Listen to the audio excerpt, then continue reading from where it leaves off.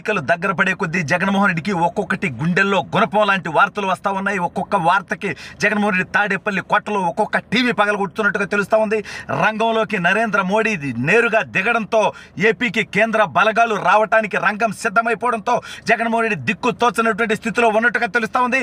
అసలు ఇంతకీ కేంద్ర బలగాలు ఎందుకు వస్తున్నాయి, జగన్మోహన్ రెడ్డికి ఎందుకంత టెన్షన్గా ఉంది అనేది ఈ వీడియోలో వివరించబోయే ముందుగా ఇప్పటి వరకు మన ఛానల్ సబ్స్క్రైబ్ చేయని వాళ్ళు ఖచ్చితంగా సబ్స్క్రైబ్ చేయండి, మరో 10 మందితో చేయించండి. ఇక విషయానికి వస్తే మన డెకాయిట్ ముఖ్యమంత్రి జగన్మోహన్ రెడ్డి ఎంత లత్కోరు పనులు చేశాడో మనందరికీ తెలుసు. ఎన్నికల్లో గెలవడానికి వ్యవస్థలన్నింటినీ చెరబట్టి భయపెట్టి బెదిరించి కొనుక్కొని కులంతో మతంతో ఎన్నికల్లో గెలవాలనేటువంటి ఆలోచన తప్ప ప్రజల మనసు గెలవాలనేటువంటి ఆలోచన లేనటువంటి నీచమైనటువంటి ముఖ్యమంత్రిగా చరిత్రలో మిగిలిపోయేటువంటి ఈ జగన్మోహన్ రెడ్డికి ఒక్కొక్కటిగా ఎన్నాళ్ళంటే 4 సంవత్సరాల 11 నెలలు ఆడిందే ఆటగా పాడిందే పాటగా ఎవరి మీద కేసులు కావాలంటే వాళ్ళ మీద పెట్టాడు, ఎవరిని టార్చర్ చేయాలంటే వాడి మీద టార్చర్ చేశాడు, ఏ వ్యవస్థను చెరబట్టాలంటే ఆ వ్యవస్థను చెరబట్టాడు.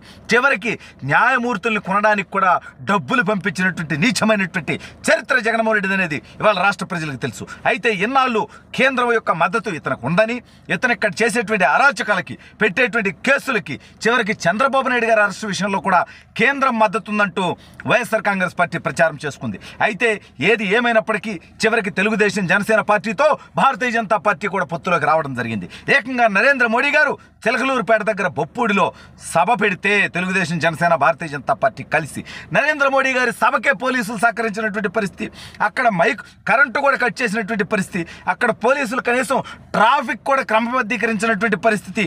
ఈ నేపథ్యంలో అక్కడ పోలీసులు చేసినటువంటి వ్యవహారశీలతో ఓహో ఈ అహంకారం తీవ్ర స్థాయికి పోయిందనేది నరేంద్ర మోడీ గారికి ప్రత్యక్షంగా అవగతమైంది.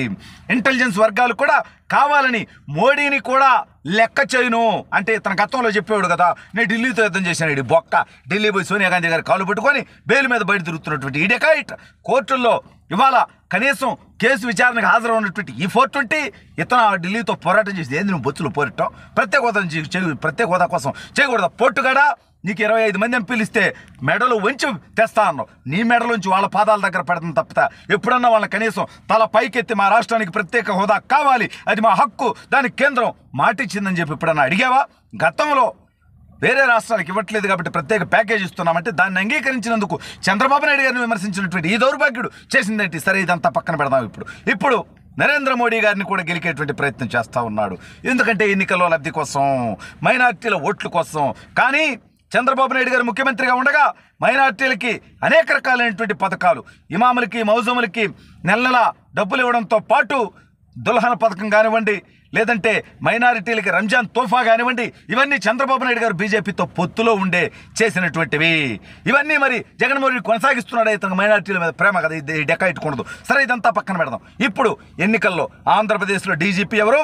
కసిరెడ్డి రాజేంద్రనాథ్ రెడ్డి. సిఎస్ ఎవరు? జవహర్ రెడ్డి.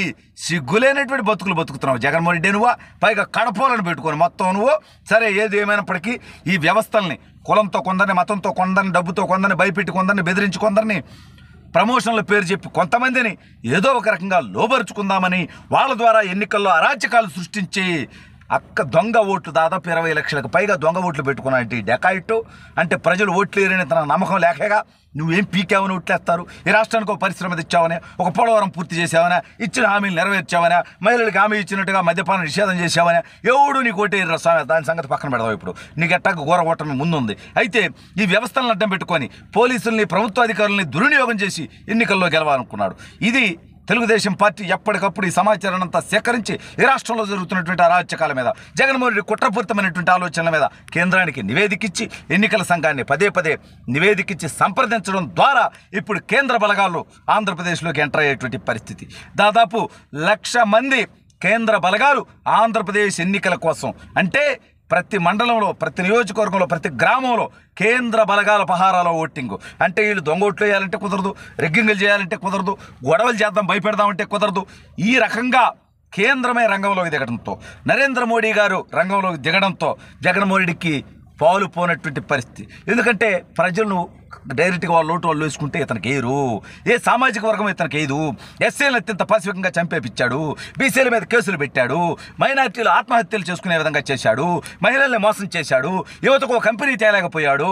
ఇక ఈ డెకాయిడ్ ముఖ్యమంత్రికి ఓటేసేది ఎవరు చెప్పండి? రాష్ట్రంలో ఒక్కడి పోయేది చెప్పండి. పలానోడు పలానా కారణం వాళ్ళు ఓటేస్తాడని. అంటే కులపిచ్చిగాళ్ళు, మతకజ్జిగాళ్ళు కొంతమంది వేయొచ్చు, లేదంటే కొంతమంది డబ్బుకి ఆశపడేయచ్చు. బట్ నీతి, జాతి, నిజాయితీ ఉన్న వాళ్ళు ఎవరు కూడా ఆంధ్రప్రదేశ్ రాష్ట్రంలో జగన్మోహన్ రెడ్డి అనేటువంటి వ్యక్తికి ఓటేయరు. 5 సంవత్సరాల అధికారాన్ని ఇస్తే ఏమీ చేయలేని ఈ చేతగానటువంటి వ్యక్తి కేవలం వ్యవస్థల్ని చెరబట్టడం ద్వారా, వ్యవస్థల్ని మేనేజ్ చేయడం ద్వారా గెలాలనేటువంటి నిత్యమైనటువంటి ఆలోచన చేస్తూ ఉన్నాడు. అందుకే ఇప్పుడు కేంద్ర బలగాలు రంగంలోకి దిగేటువంటి పరిస్థితి రావడంతో దాదాపు 1,00,000 మంది కేంద్ర బలగాలు ఆంధ్రప్రదేశ్ ఎన్నికల్లో వాళ్ళు ఉండడం కోసం కేంద్రం ఇక్కడికి పంపిస్తుండడంతో ఇక్కడ వాళ్ళు ఎక్కడైతే సమస్యాత్మకమైనటువంటి ప్రాంతాలు ఉంటాయో, ఎక్కడైతే సున్నితమైనటువంటి ప్రాంతాలు ఉంటాయో, ఎక్కడైతే గొడవలు జరిగేటువంటి అవకాశం ఉంటుందో ఈ అన్ని చోట్ల కూడా కేంద్ర బలగాలు మోహరిస్తాయి. కాబట్టి జగన్మోహన్ రెడ్డి ఆటలకి చెల్లు. అదేవిధంగా ఘోర ఓటమి తర్వాత జగన్ పారిపోతాడు.